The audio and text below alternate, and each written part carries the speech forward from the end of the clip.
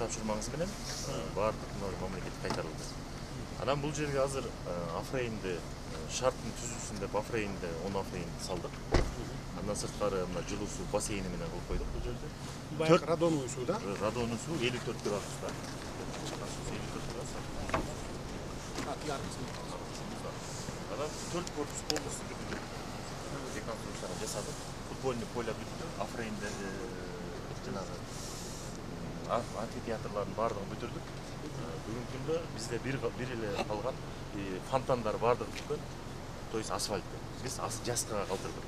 Азыр элди киргизишке туура келип калды. Суроонуштар решение кылынды. Ошон үчүн азыр ачык кылып элдик. Анан жазында бирде асфальт бар. 10 сал. Аты элди корпустар бүт снос болуп кайра жаңылды. Мына корпустар бир корпус көрүнүп турат. Кара болуп турат. Аты аркы четкичи. Аны тиги сиздин тапшырмаңыз менен жананыкын алдык. Абдраев. Кайта салып алган. Ошол жерде алып алган азыр 7 гектардын ичинде болду. Эми биз сизден уруксат алып бүгүнкү күндө реконструкцияны ачып коелу дегенибиз.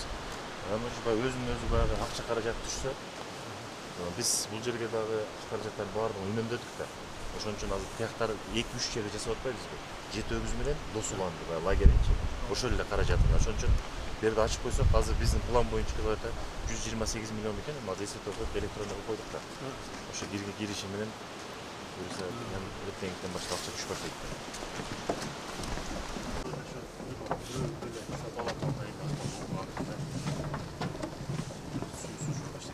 Анан 15 күн болду, 2 жерде да калдык. Элдер биякты келип көрдүбү азыр чөйдө? Баягыда эле экен да тиги. Жылуу баардыгы жакшы. Душтар эмне кылып атасыңар? Темиржан өзүң осону көрүп. Бул жерге кабина менен кириш керек. Төбөсүндө бар экен да. Үстүндө ошол эмес экен, а? Сол арканда бар.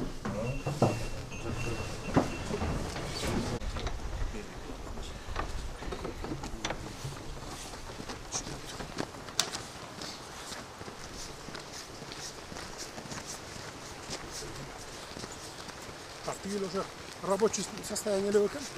Рабочий экен. Кишилер келип атат азыр, э? Бул биздики. Тигинеси. Жок, ошонун бирарында. Ошо тигил жана Абдраев. Ооба, рабочий. Күйгай экен.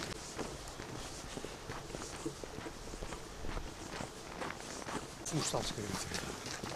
Эти Афрейндерди жактуу условиясын. Бул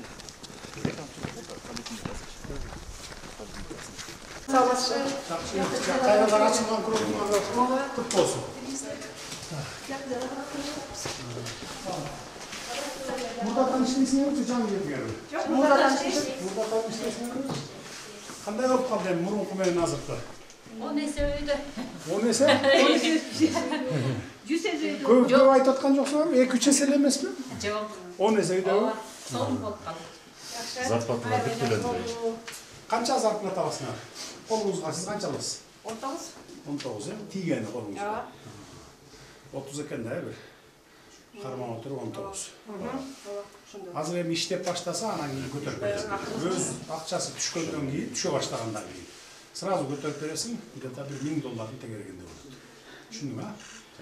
Эми буга чейин силердин карызыңар бар болчу бул жерде. 90 миллион. Ошону жаптык. Иштебейт элеңер, пайда бербейт элеңер, только зыян эле бул жер. Анан эми эртең бүгүндөн баштап пайда түшө баштасак, ошого жараша бюджетиңерди карап туруп анан көтөрүп берет. Түшүндүңбү? 19 болсо, значит 70-80ге чейин көтөрүп бересиң. Сизге рахмат.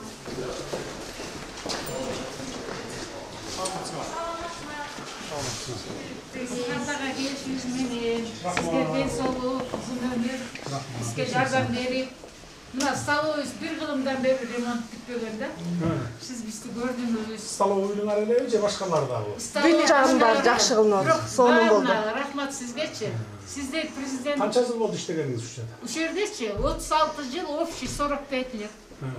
Ошо? Неге мында ушундай кылып жасап койгон жоксуңар мурда? Жок, ошондой жасагыла деп мына Атамбаевка айттык, Бакиевке айттык, баарын айттык, чарчадык. Анан сиздин жанагы Назел келгенде, апасы экөө келгенде жаман жерге жатып калыптыр. Анан ал сүрөттөр тартып, анан бизге айттык, анан мен сизге видеообращение кылбадымбы? Анан ошондо действо пошло да. Ошо кызга рахмат. Аябай мамасы да жакшы, өзү да жакшы. Мен аларды көргөн жокмун, уккан жокмун, мен өзүм биринчи күндөн баштап киришпедим беле. Молодец. Анан силер дүйнөлүк бир профсоюз деген уюмуңар бар экен, ошолордон тийбе деп атып, анан 1 жыл барып туруп жыргалаңды жасап, көрсөтүп, аларга далилдеп, видео кылып жөнөтүп, англисче которуп. Мына дегенден кийин алар унчукпай калды. Анан Ысыгатага эми жетөөбүзгө бардыгына киришип атабыз. Сабир Нургажоевич, биринчи мен к вам обращение делала. Вот настоящий правитель деп сиз айтышкан, это не как орустар айтканда, это не Рахмат, көп эле мактай бербеңиз. Мына балдарды Андан көрө жакшы болсо болду. Канча зарплата аласыз колуңузга? 5000 сом алчыбызда. Акылатчы. Анан анда 0,75, 0,25, анан кийин пенсионерлер үйгө туруп алабыз пенсиясы. Ушинтип айтты да. Анан биз кетип калдык 1 жылдан бери үйдө. Ошо. Азыр кайра келдиңиз? Анан азыр канчадан ала баштадыңыз? Жо, азыр чыккан жок. Анда көтөрүлөт менен кантип иштедиңиз? 1 жылга чейин жүрөбүз. Анан элдин уюу бар, картошкасы бар. Анан бизде балдарыбыз бар дегенде ошолор бакты. Анан ошо 5000 сом алып ушул жерде иштеп жүрдүңүз уже 30 жыл. Биз жумушубуз аябай жакшы. Профсоюз убагында ушинтип иштедик. Азыр болсо ушу акылыбыз Кудай буйрса көбөйөт деп. Жакшы үмүттөбүз. Биз ушу жумушубуз сурап атам, профсоюз убагында ушу 30 жыл 500 сом. Ооба, ушундай мен иштедик. Ошо забастовкага чыкканбыз да. Ошентип анан карыздар да көбөйүп кеткен. Карыздар көбөйүп кетип, 1 жылга чейин, 9 айга чейин, 10 айга чейин айлыкты албай жүргөн күндөрүбүз көп болду биздики. Бүт баарын эме, жалгы баары эме. Мен деле бул жерде родилась и выросла. Мен жерим бар, бирок эвим жок. Ар бир киши арга жерден келген. Садик у нас был. Садигыбызды жойдум деп сатып жүрүштү. Мне за людей жалко, келиндер жүрүшөт, балдар. Канча жалпы бул жерде жашаган саны? 500 киши бар. 500 түтүнбү же кишиби? Түтүн. Түтүн болсо садик керек. Уже балдары. Планга киргизип койгондар да. Балдары. Мына жумушка ичип. Макул, хорошо. Бүгүн иштеп баштасак примерно бир. Нам садик возвратите, пожалуйста. Марттан баштап көтөрөт экенсиз. Марттан баштап. Марттан баштап айылга көтөрөт. 70-80ге чейин. Тапсын пайда. Ошондо марттын биринен баштап көтөрөт.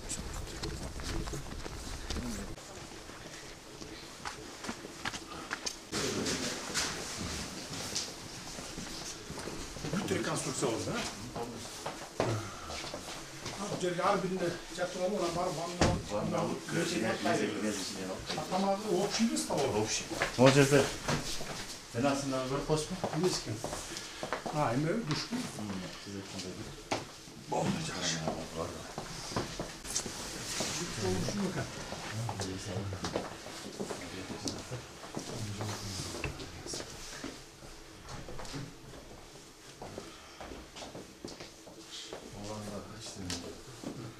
Бетинде бос, таяк коюш керек. Бетилерин жырылып кете берет да.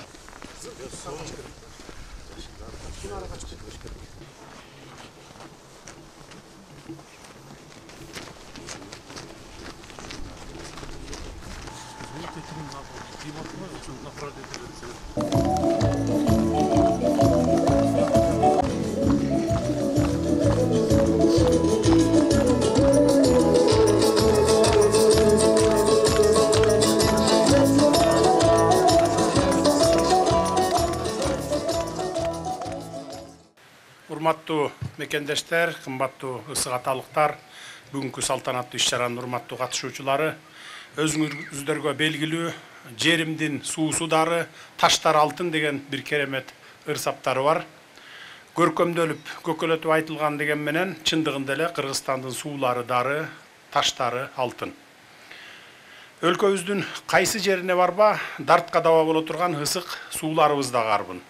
Бүгүн толук оңдолуп түзөөдөн өткөрүлгөн Ысыгата курортудагы ошол 7 облустагы дары суулардын ичинен 10-дун 1 катары белгилүү экенин жакшы билесиздер. Ысыгата санаторийи Борбор Азияга ысык булактары менен белгилүү.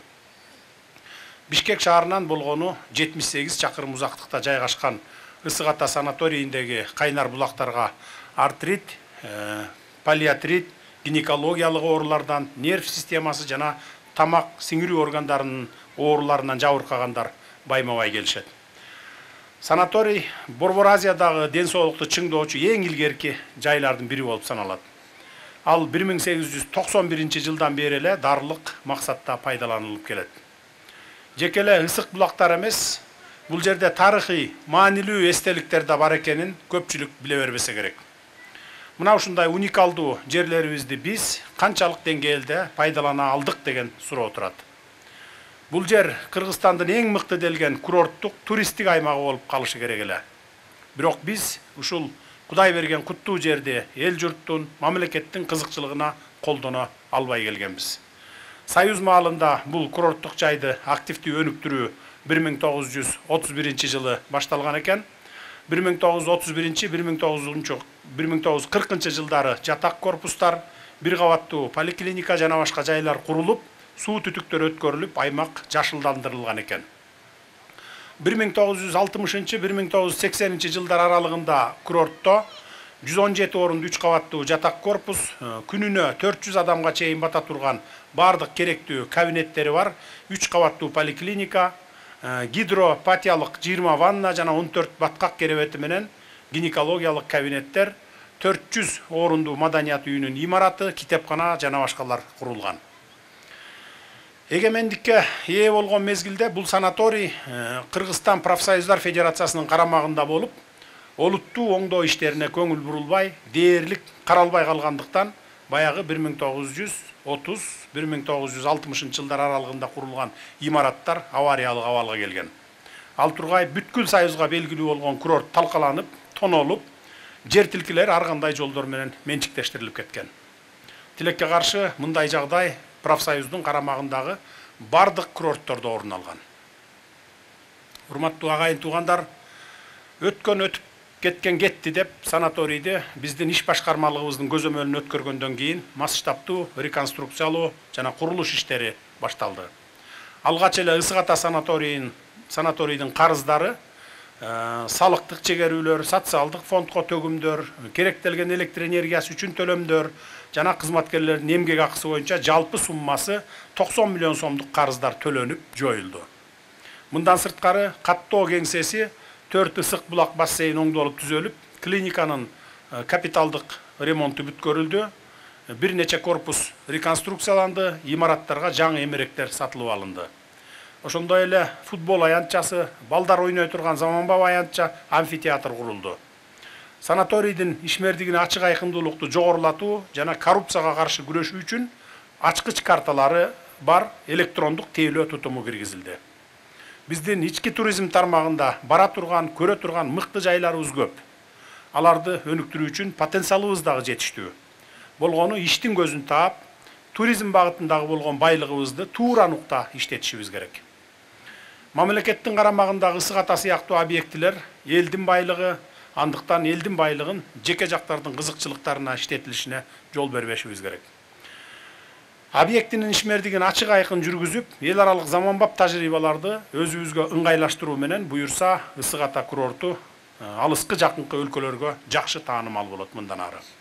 Урматтуу Ысык Аталыктар, кымбаттуу кыргызстандыктар, Кудай буюрса, Ысык Ата курорту дартына дава издеп келгендерге шыпа бере турган, эс алууга келгендердин ажатын ача турган, Кыргызстанды көрөм деп келгендерди суктандыра турган жайга айланарына толук мен ишенемин. Курортубуз жалпы кыргызстандыктардын сыймыгына айлансын, жаңыланган эс алуу жайыбыздын өнүгүү жолу байсалдуу болсун. Баарыңыздарды реконструкцияланып кайрадан курулган Ысык Ата санаторийинин ачылышы менен чын дилимден куттуктаймын. Рахмат көңүл бурганыңыздарга.